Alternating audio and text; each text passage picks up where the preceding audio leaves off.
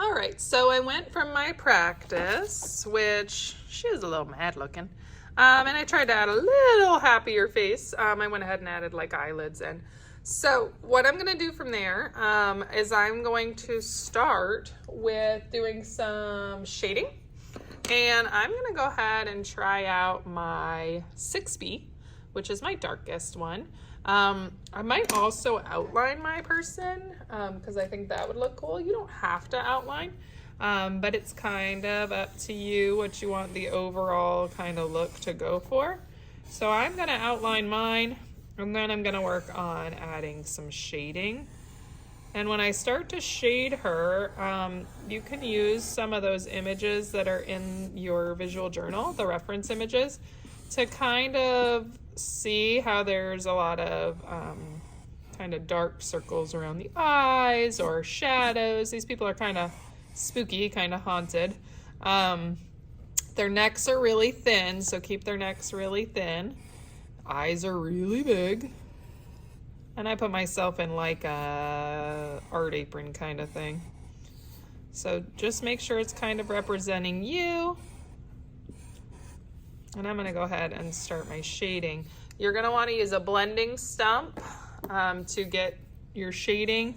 And then we're gonna try out, I think, white colored pencil, but if white colored pencil for the eyes doesn't work so well, we might even try chalk. So we're just gonna kind of play around and see what happens. Here's her fancy. And I'm really gonna look at things like my references here to kind of see how the shading is looked on these. Like they usually have like sunken kind of cheekbones. I really like the way that this shading is done.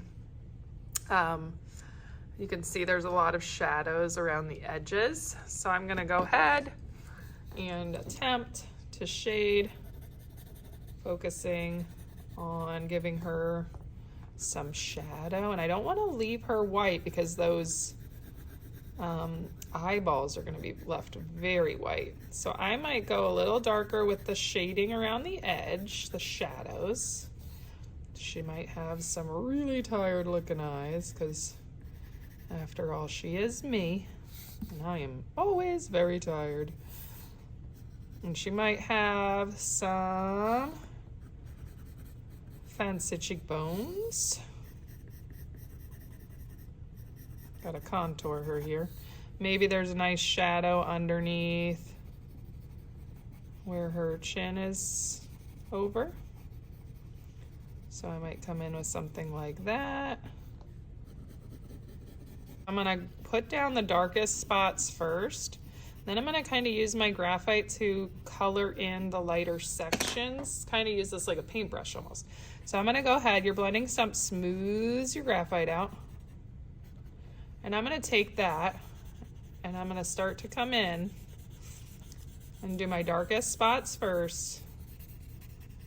And then I'm gonna gently pull that graphite kind of across the skin, keeping in mind as I'm curving what the curve of the face will do, and try to move that graphite out.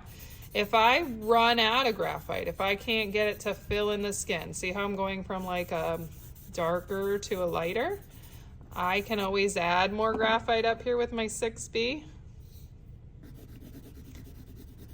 And then just pull it again. Just gather up some more in those darker sections.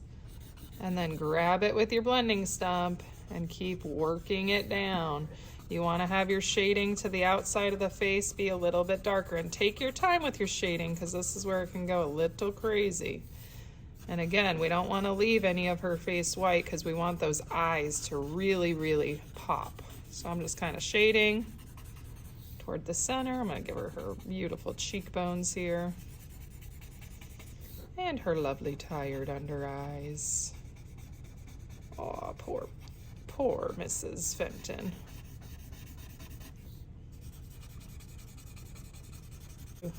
Really get that smooth. If it looks all streaky, maybe stop, get with me, and we can work together to try to figure that out.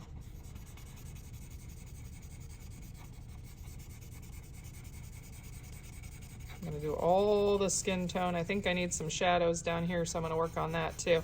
Keep those eyes nice and clean. If you're getting graphite into them, clean them up. Don't smear across. Keep them nice and white.